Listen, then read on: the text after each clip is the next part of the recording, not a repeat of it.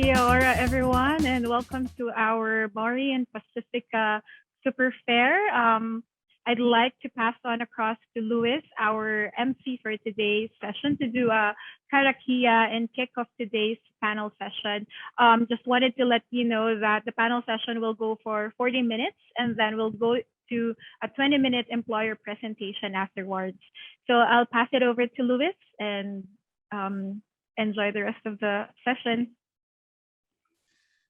Kia ora. Kia ora, thank you. Yeah, ka koutou katoa e mātakitaki mai nei, nau mai hara mai ki roto I tēnei wāhanga haumaru mō koutou ki te pātai, ki te whakarongo, ki te whakawhiti kōrero. Nei rā te mea ka koutou ko tai mai. Kia ora everybody, yes, just welcome you all this afternoon. Thank you for joining us. Before we get into things, I will open us with a bit of a karakia, a prayer, and then we will get into meeting our panelists for today. Ka pai. So let us pray kia inoi tātou. He honore, he kororia, he maungarongo ki te whenua, he whakaro pai ki ngā tangata katoa. Hangaia e te atua, he ngā kouhou ki roto ki tēnā o tātou. Whakatō, tō wairua tapu hei arahi, hei manaki, hei tohu, I roto I tēnei mahi, I roto I ngā wā katoa. Nā rei e pā, toro atu o ringa kaha, I runga I tō ingoa tapu. Ake, āmine. So kia ora, thank you everyone for joining us. Like I said before, my name is Louis Tāpane, he uri ahau no te Taitokerau. I'm from up north, I grew up there, and I have the privilege today, I work for TupuToa, and have the privilege today to speak to our beautiful panelists that we have for you today. Ka pai. So without further ado, I'll actually throw it over to, I'll start with you, Kim, first, then Saira, just to introduce yourself, I guess your role within your mahi, and kind of what your organisation is involved with. Kia ora. Kia ora. Thank you, Lewis. Appreciate that. So my name is Kim Nicholas. We work in an agile way. So my title is Chapter Lead Talent Acquisition, which I'll explain a little bit more around what that actually means, but basically head of recruitment to make it a bit simple around everything. So I have an amazing team, and we look after the recruitment for our stores, as well as us at the support office side of things, so all your more corporate positions. As a business, we have about 12,000 employees, and that peaks another 2,000-3,000 over Christmas, obviously, at that peak time for being retail, when we all get super excited and start putting our Christmas trees up in August in the recruitment team when you're doing Christmas recruitment. So yeah, we in terms of sort of the business, we cover warehouse stationery, Noling, Torpedo 7, and the market, which is an online side of things as well. Yeah. Cool, thank you. And over to you, Saira. Talofa lava, everyone. My name is Saida, and I'm actually part of the talent team at Foodstuffs.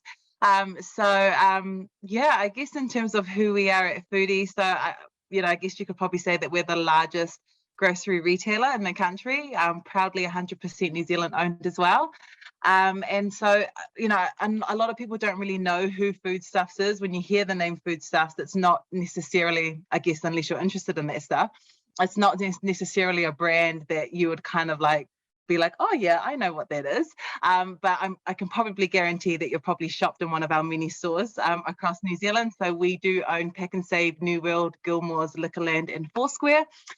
We have about 300 stores across Te Ika Maui, across the North Island. And we also have about 25,000 employees across the North Island as well. So pretty big operation. Kia ora. Both of you, I think, big operations, which is cool. It's exciting for, I think, our audience out there. And just on that note, if you do have any questions, don't be afraid to just chuck them in the chat. I'm sure, make sure they're hard as too, so I'm sure they'll be able to answer them very well. So don't be shy. This is what this kind of space is for you fellas to kind of, gauge an understanding of, the companies that these two wahine here work for. Ka pai. So I guess I'll start off with our first kind of pātai. I won't throw a curveball just yet, but I think for our audience out there, what will be some, for some of the students that might be kind of interested in becoming a part of your whānau, part of your company, what would be some advice to them in terms of, I guess, succeeding in their first year coming into your company? So I'll chuck it to you, Saida, first, and we'll go back to Kim. Cool. Great question, Lewis. I think probably, you know, when I think about the culture at Foodies, we're probably as Kiwi as they come, you know, so we're very chill, very laid back in that sense. And so, you know, I think in terms of being successful in your first year at Foodies, I would probably say, you know, get around, you know, the right people. That will probably be one of the biggest things as well. Network as much as you can. And when I talk about networking, I know it can be a little bit awkward for people to actually like go and like chat to randoms in like a different business unit. So I don't quite mean networking like that, but join as many groups as you can within the business, you know. So we have a lot of sort of little subgroups that kind of push out a lot of the initiatives around diversity in the business. And so a really, really key thing would just put yourself out there, you know, get to know different people, kind of make a name for yourself. In that sense, and also utilize a lot of the learning and the courses that we have available within Foodies. So we've got lots of stuff available for all of our internal staff. And also don't be whakama to ask for help, you know, don't be embarrassed, you know, it's always really daunting coming into a really new role and doing something new and being part of a new, you know, a new organization as such. So yeah, just don't be afraid. You know, I think one thing that we champion quite hugely at Foodies is bringing your whole self to work. And I'm sure heaps of other organizations champion that same message as well. But this is something that rings very true for us at Foodies. It's be proud of who you are. You know, there's no one else like you out there, you know, so don't try and dim your light, you know, to try and fit in. And I think also from like a Māori and Pasifika perspective, you know, I'm Samoan, so sometimes it's like you go into workplaces and you almost feel like, do I need to use my Caucasian voice today, or can I just sound normal, you know? So it's all those little things, you know, just be proud of who you are, be proud of your, you know, where you come from. And carry that, you know, there's so much strength in that. So that's probably the biggest thing for me, especially coming into an organization. It's just, there's no one else like you. Be you, you know, that's all good. Nothing wrong with that. Yes, no, thank you for that. And we talk about, in TupuToa, we talk about it's our superpower, you know what I mean? It's we have that with us to take with us. And if anything, it adds more value. So why not? You know what I mean? So thank you for that. I'll chuck it over to you, Kim. I love that, and I'm smiling away because I did a presentation this morning actually with some of our team, and we were talking about bring your whole self to work, and I 100% agree. It's about being in a place that makes you the best you can be. If you're in a place that's not making you the best you can be, change. So no, I agree with that. Yeah, for us, I think one of the things that's funny about retail is people go and go, oh, it's just retail. I'm just going to go in for a little bit of work while I'm studying or something. So many people that have succeeded so well in retail actually did do that. They went in as a Christmas temple, went in as a casual, and then have realized that you get suckered into this awesomeness of retail. Like it's addictive, right? So I think if you're going to be if you're in the store network, make sure you go into different departments, learn different things. If it's not networking through sort of the head office or other things, just get to meet other people and other departments and learn things, because that broadening will lean you forward. From our support office side, where it is different because you're doing the work for obviously the stores and the back end of everything. For us in particular, it's about embracing the agile way of working, which can be different if people have been in quite hierarchical environments. So it's getting used to less hierarchy, more collaborative meetings. And in the presentation I run, I'll talk a bit more around what agile means. But I think a lot of people that have been through uni and stuff now are leaning more towards understanding it. They like, but that's just normal. But it's getting to know that it's okay. You don't need all these layers of hierarchy. You don't need to ask for support. Try things. It's okay to fail and get involved in different areas, whether that's volunteering or supporting other parts of the business or taking other projects. I think the more you can get involved in your first year is awesome. And, I think it's that don't assume things, go and ask questions, be a sponge, learn different things around it all. There's some amazing people in the retail industry. So yeah, you'll learn a lot in your first year. Yeah, I think it's important to note that yeah, not to be afraid, and no question's a dumb question, especially when you're going into a new environment. So, and I can speak for both of these companies. They're great. Like from a TupuToa perspective, the interns that have gone through there have absolutely loved it. I know they've kept a few of them even got kept on for grad roles. So, obviously there's something good happening within both of those companies. Ka pai. So you guys kind of touched on, I guess, the opportunities within your company for them to grow. I guess my next question would be, what are the upskilling opportunities, career development opportunities for someone new going into a company like yourselves? And I'll go back to you, Kim, first, and we'll go back to Saida. Yeah, cool. Oh, so much. And Said also the same. But I mean, in stores, I think it's just we've got a really good store management development program. And we've been building more and more on that as well, and what that looks like. And we've had a more newer version of it happening over the last 18 months and just developing more in that. And it's sort of the new to management type of level. And then, people that have been managers for a little while, that level of experience, and then the next level up. So there's constant development and training. In our support office, same thing, is because of this agile way, you don't necessarily move up in title, but you move up in responsibility. And so being able to do that process within there as well. But we have different learnings. We've got an online learning system. We use Udemy, which is like an equivalent to LinkedIn Learning, if people have heard of LinkedIn Learning. And so you can go in there and even do your own, if you want to do a photography course, you can go do that online, because we give people access to everything as well in that perspective.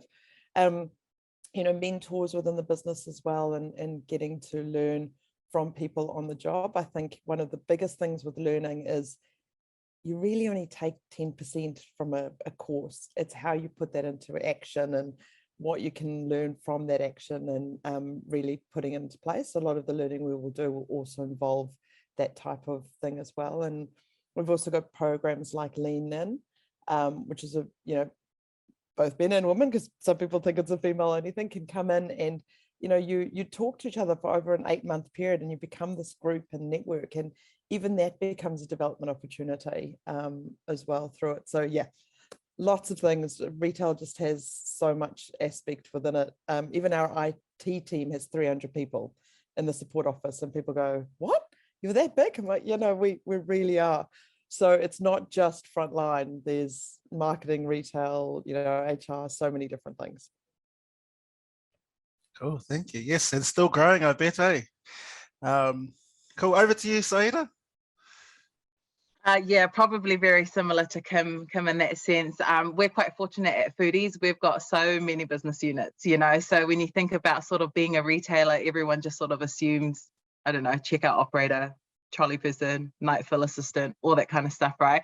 But no, like, when we look at Foodies as a whole, we've got obviously sort of like our support center, our main hub, which is just on Landing Drive in Mangere, and it's our newest site, which is incredible, state of the art, love it.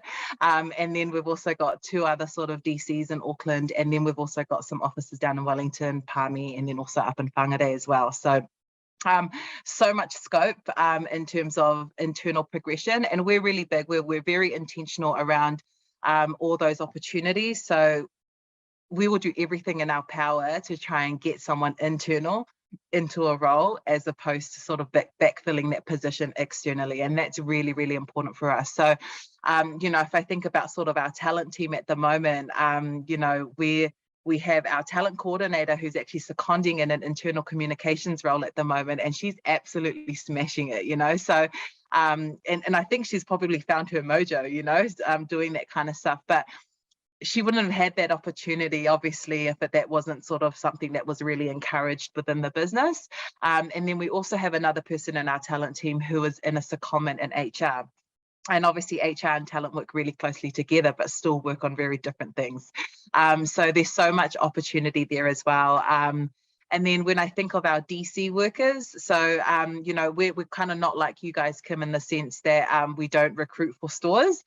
So all of our stores are all owner operated. And so that's something that they manage themselves.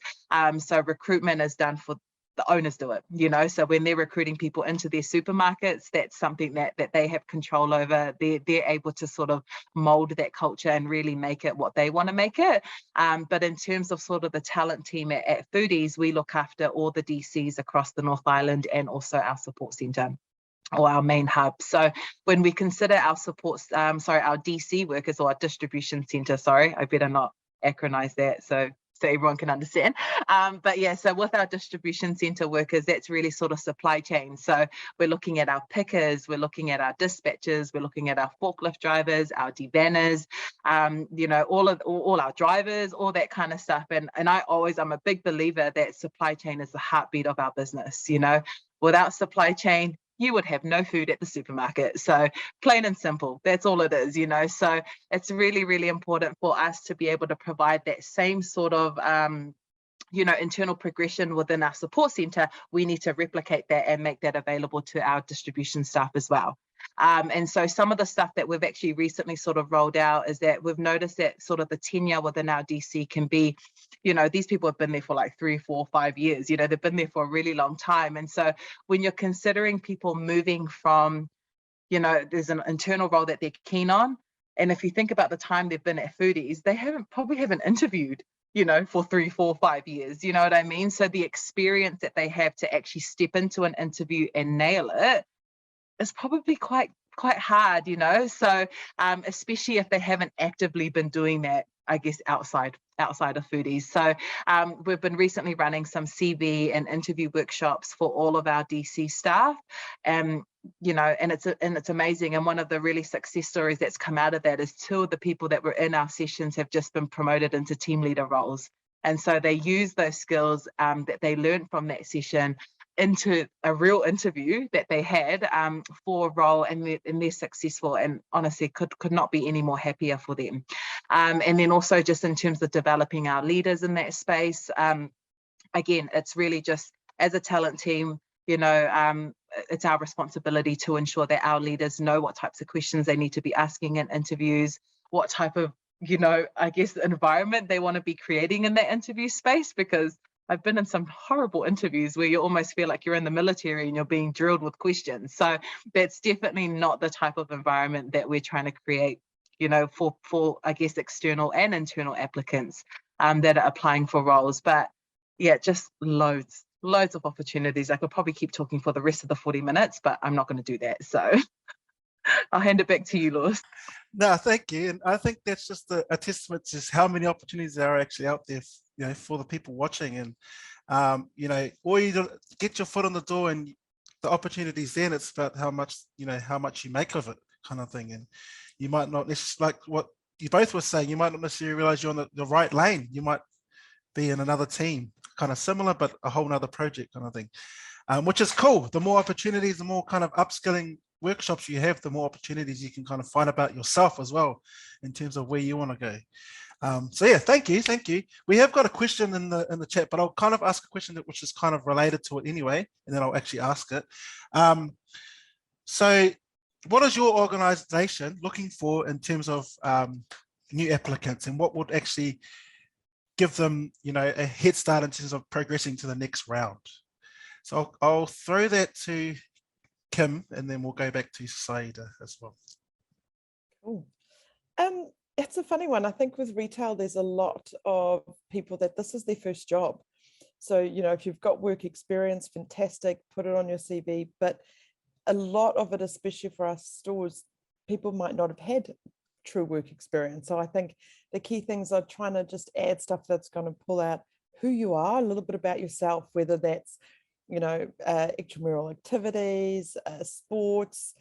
Sports is always good, like if you're a part of a team, because obviously it brings out that team playerness and that kind of thing that comes through it as well. Maybe you do some volunteering work. If you're into like our Torpedo 7 brand, if you say you love camping, hiking, biking, you know, like it's outdoor adventure, put those types of things in there, or write a sentence about why you really want the business. So it's more about trying to look for that right attitude and attributes that you can bring to the position in order to learn. But if you do have experience, obviously add that into a CV, put a bit of detail in there as well when you're putting through some aspects in it. I think, you know, for us, customer service is something that just is what retail is, right? We're there for our customer, and no matter if you're in the support office, we always have a saying that put the customer first. And if the customer was sitting in a meeting with you, you should be happy for them to be there and to know that what you're doing is still putting them front of mind. So yeah, I think having that piece will always come out no matter what position you go into. But it's also about, so I was talking to a store manager today in our Noel Leeming brand, and for him, it's you know, you need some technical people that are going to understand the Noel Leeming product, but actually you can learn that, you can train that. Finding someone with the right attitude and attributes to come in who will be the right fit for the team, that can do the right shifts, because obviously night shifts, day shifts, all those other things is obviously important, but they can actually come in and then has that ability to learn for us is key. So I would just push that out in those types of things and those opening sentences that you can put in there as well. Cool, thank you. And I'll pass that over to you, Saida. I don't know if there's much value I can add after that, Kim. But hey, look, we're exactly the same. So I think from an application standpoint, I think super important to, you know, tailor your CV, I guess, to the role that you're applying for. Again, if you've got experience, fantastic. Make sure that's relevant to what it is you're applying for. If you don't have experience, then again, also those other things, those extracurricular things that you're a part of can really highlight to us sort of the type of person that you are. We actually also use sort of a video application system at Foodies, and I don't know if you guys use it as well, Kim, but this is sort of more for our support center roles as opposed to our DC roles. But this is great because, you know, I love it, right? Because this is your real opportunity to like show us who you are, you know, show us your personality, show us, you know, like, you know, what value you can bring to us. So again, we're not really, you know, I don't want to say we're not picky on experience. That's probably just really dependent on the role. But I think definitely for all of our entry-level positions, you don't need to have experience. So it's a matter of obviously having the right attitude. You're eager to learn. You know, you're open to all of those things. Those are really the key things. So those are things that you really want to hone in, I guess, in that personal statement that you're writing on your CV, just so that we're like, oh, okay, cool. I'll give her a call, or I'll give him a call. So yeah. Yeah, I suppose the big thing is attitude as well. You can have the flashiest degree there, but if you don't kind of fit the company and your personality and your work ethic and all that kind of stuff that comes along with it, you know, that might not necessarily be you. So yeah, I've heard that a lot of times along kind of in my journey with TupuToa, is that, you know, doesn't matter what they study as long as they're keen, you know, and they've got a attitude that they're just keen to get out there and get stuck in. You know, most employees love that, and you know, would kind of bring you on straight away. So thank you. The question actually was from the audience. How do oh, here we go. How do Māori and Pacific students stand out in interviews? So do you have any advice for, in particular, Māori and Pacific when they do come in for an interview or apply for your company, even if it's like a one sentence kind of advice? And I'll throw it to I'll Saida first, and I'll go to Kim next. Oh, that's a bit of a tricky one. Can you repeat that question again, Lewis?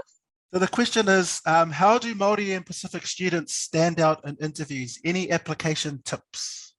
So even if it's just a one sentence kind of thing. Yeah, I think, you know, I think personally from when I'm interviewing, it's obviously I'm not necessarily looking at what ethnicity they are. At the end of the day, the best person's going to get the job, you know. So whether you are Māori, whether you are Pasifika, whether you're Indian, Asian, I don't know, it could be anything, right? So ultimately the rule of thumb is that it will always be the best person for the role. But I guess from, you know, I guess if we're looking at Māori and Pasifika students, you know, I think just, again, it touches back to sort of that point about bringing your whole self to that interview, right? So don't shy away from from who you are and where you've come from. So, you know, there's so much, you know, obviously I'm biased because I'm Samoan and I bloody love our Pasifika people, you know what I mean? So I think we're probably the 1% intelligent people in the world. But in saying that, you know, like,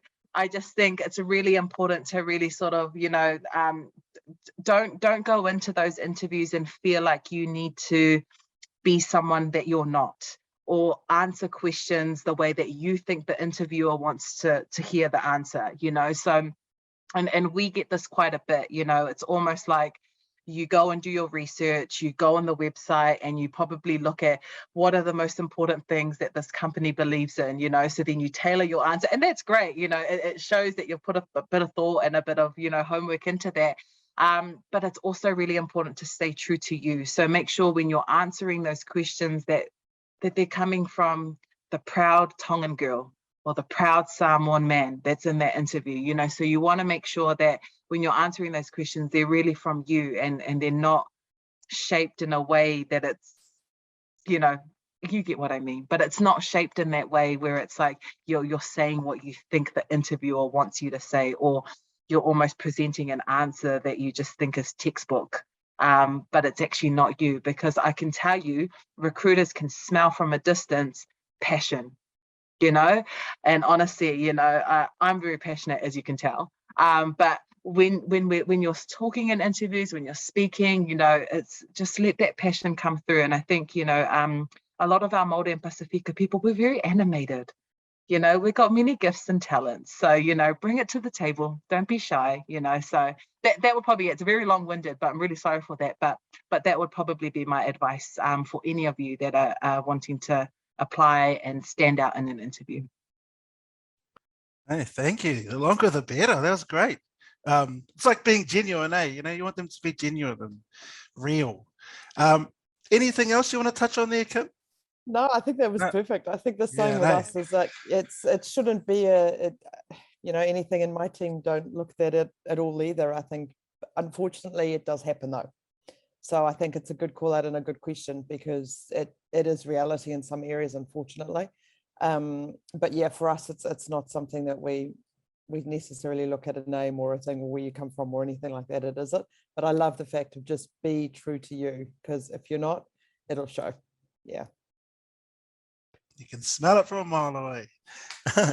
There's actually another good, interesting question I thought here from the audience. So, what are your organization's perspective on tattoos or piercings in the workplace? Does it affect getting hired or getting employed?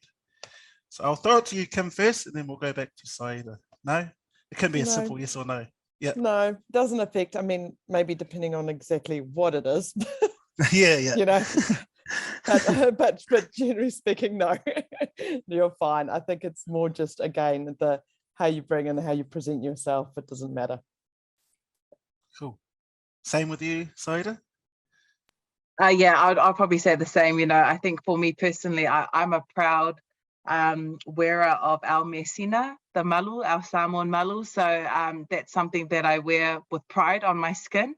And look, we have lots of people in foodies that have tatted from neck down, you know, like that doesn't affect how you do your job, you know. So no, not at all. Piercings, tattoos, no, we're all good. Cool. That doesn't mean you can all go out and get piercings and tattoos, but but yeah, that's good to know. Good to know, especially in the retail kind of sector as well. You know, no, thank you for the questions. Keep them coming in. Yeah, great questions. I've got another part. I guess it's along the lines of, obviously this is aimed towards Māori Pacific, so along the lines of the diversity and inclusion kind of, you know, I guess that's a thing that's coming to the forefront, especially here in our work sector, in the corporate sector. So I guess my question would be, does your organization have a diversity and inclusion plan? And if yes, what are you doing in terms of trying to attract more Māori Pacific to your company? Ka pai, so I'll go to Saida first and then over to Kim. Kia ora.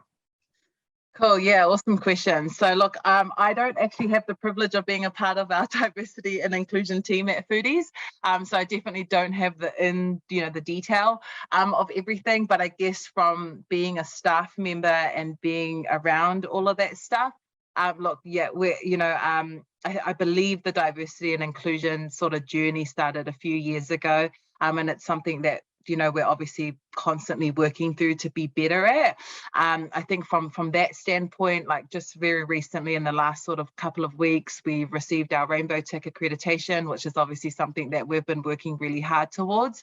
And I guess from, a Pasifika standpoint or even a Māori standpoint, we have a lot of whawhawheners, in our Pasifika community. And so I think that's really important. I want this organization to be an organization that is inclusive of that, of the way that people choose to live their lives. And we actually had a drag show last week to celebrate our Rainbow Tick accreditation. So, when I think about Foodies, I'm like, man, there's no red tape.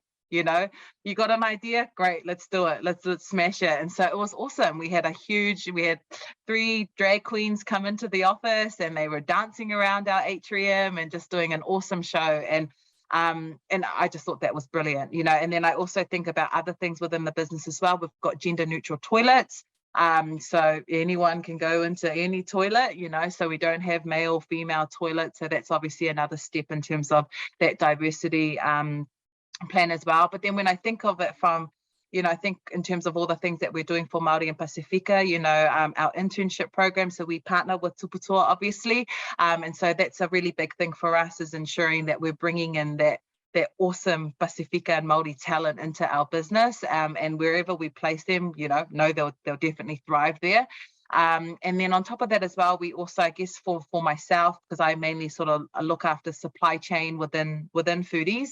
And so I guess, for our Māori and Pasifika, we've definitely been trialing a lot of things. It's again, I'm not going to lie, majority of our numbers in that space are Māori and Pasifika. If I was to walk into that DC today, I see brown everywhere. And I love it. Brown's my favorite color. So I love going into that DC and seeing people that look like me, so and it's awesome. So but when I think about that, we actually partner with a lot of external providers that really encourage us getting those numbers, and then even into the support center as well. So a lot of our partnerships extend there, because I'm not going to lie, we could definitely increase that diversity in terms of Māori and PI within our support center space.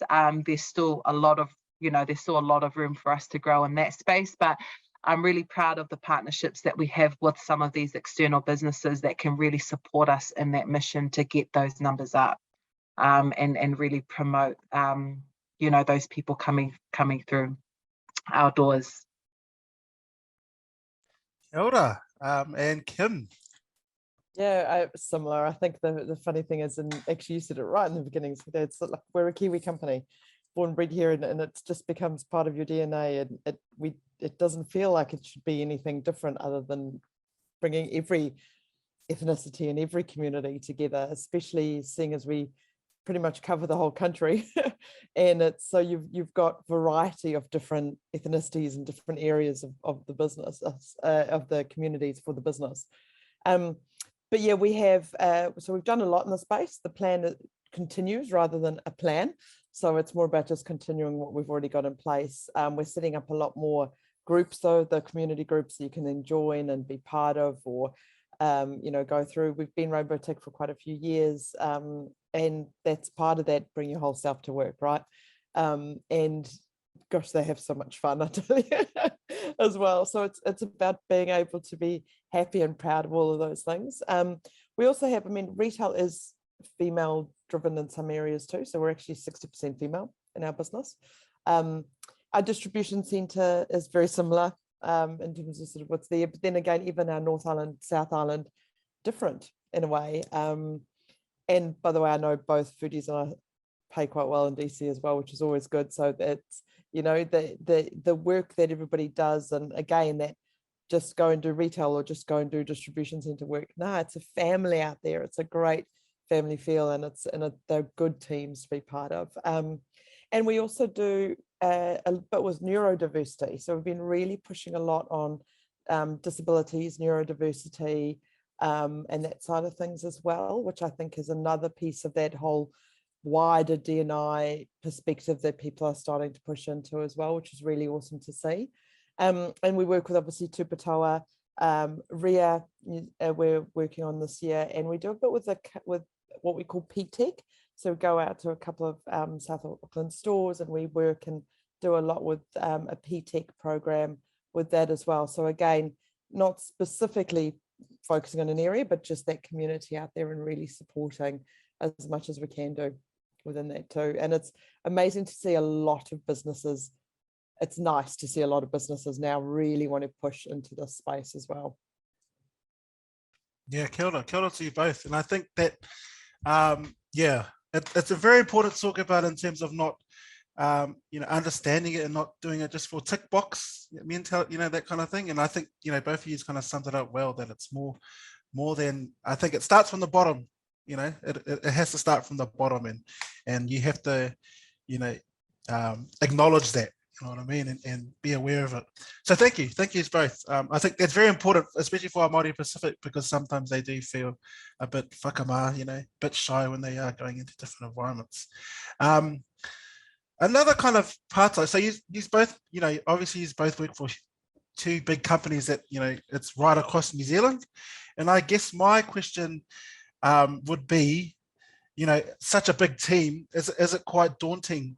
Is it quite daunting going into kind of a company like that, especially for, a young person that hasn't got work experience or is, just out of university kind of thing? So I'll throw it over to you first, Kim, and then to you, Saida. Good question. I think it's it possibly can be. I think it probably depends on the team you come into, your onboarding experience, what you where you've been involved or what work you've potentially done in the background. As a bigger business, it can be when you kind of look at the numbers and you go, whoa. But then if you go into one of our stores, like a Nollywood Warehouse Stationery, there's 11 people maybe in a team. Whereas you walk into one of the big red sheds and you're talking 150 people, So it can be quite different maybe in terms of the size of the business. But and then how you are onboarded and how you feel at home there can make a difference, I think, as well. I'd love to say we get it 100% right. We don't. And you can see those times when maybe somebody hasn't had the best start of a journey, they might feel a little bit, behind in those types of things. Our support office is massive. So you've got about 1,200 people in a support office, and you walk in and it's all open floor. And, when our grads first come in, or if we're doing our internship programs, they first come in, and it is quite daunting on day one. And we do an induction day and sort of bring everybody in together to go, it's okay to go here. And yes, you can use the kitchen and you can do this, and show where everything is, because it's those things that when you've been doing work for only a few years, many years like me, you take for granted what those first few days in a business can be like.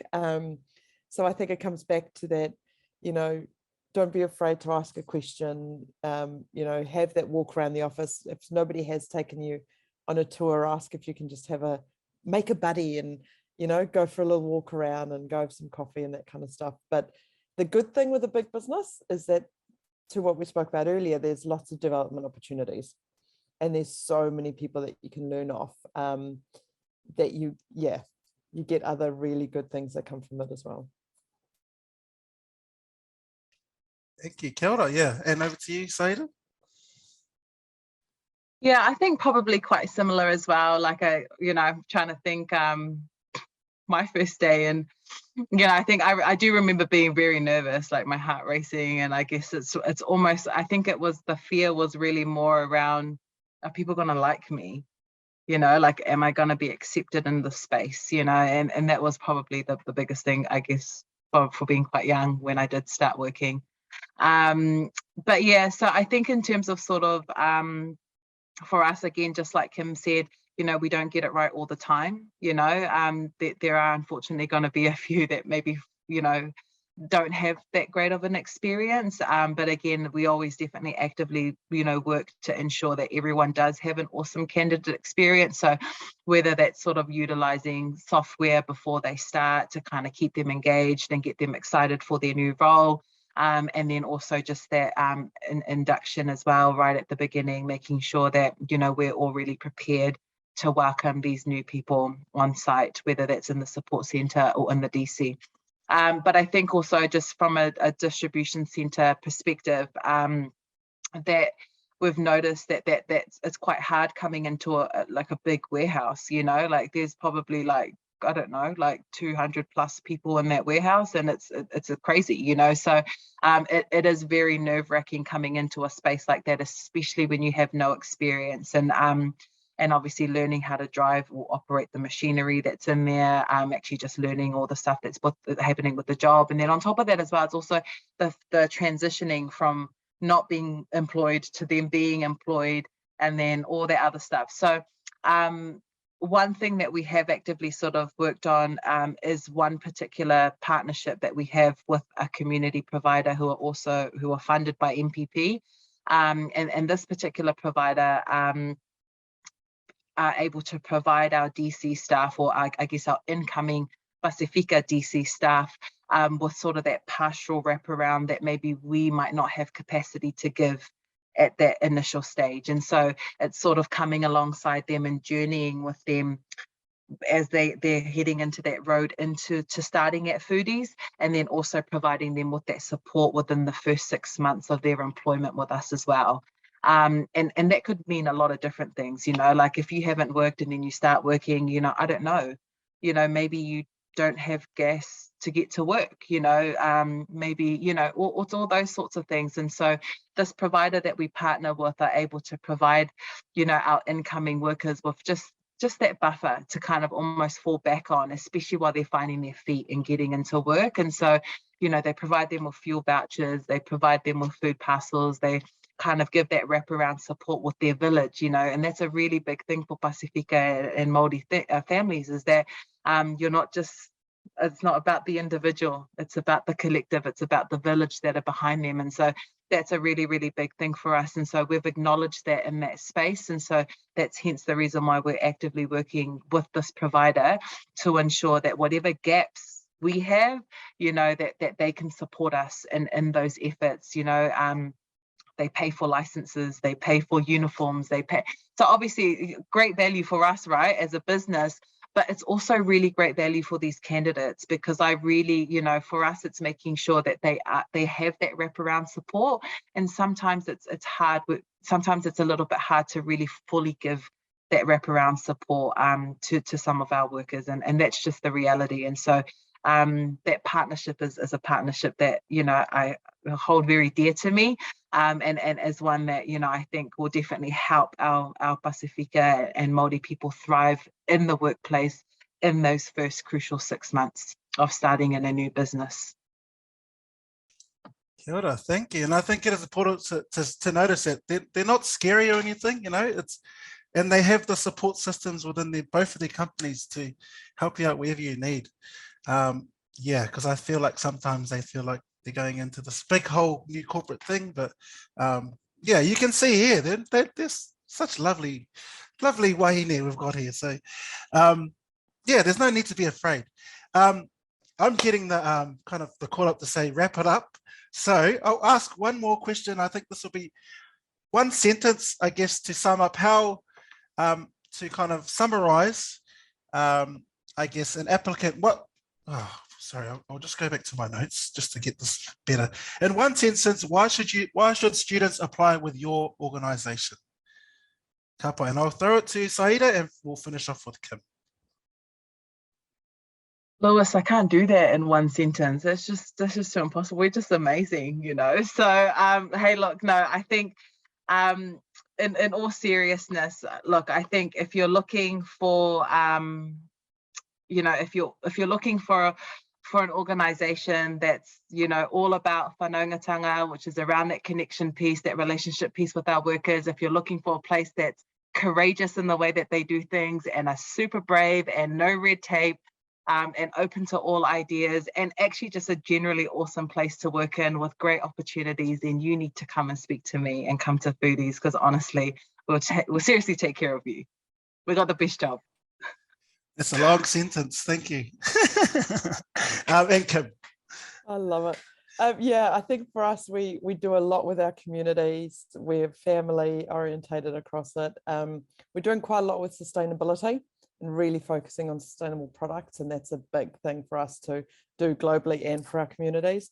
And we're so passionate, like in terms of retail, it's soaks through the blood, and it's this amazingness that you just get sucked into. So yeah, I think for us, there's so much opportunity, so much growth in retail. It's constantly changing, but in a good way. So just, yeah, come be part of the innovation, come be part of the passion. And yeah, we'd love to see you guys. Yeah, I think both of them, it's not about going to the warehouse or food stuff. It's just about being in this environment and putting yourself forward, really, I think. So thank you both. I'm getting to hurry up. So thank you both of you, both. Great advice, and I think that what they'll take from this is kind of more comfort in terms of going into your fellows' environment. So yeah, without further ado, I'll close up with a karakia, and then I'll quickly throw it back to Fremsel. So kei no tātou, let us pray. Kia tau, kia tātou katoa, te ata whai o tō tātou ariki au karati, me te aroa o te atua, me te whiwhi ngā taietanga ki te wairua tapu, ake, āmine. Thank you. Kia ora koutou. Great session. Thank you, Luis, for hosting this session with Saida and Kim.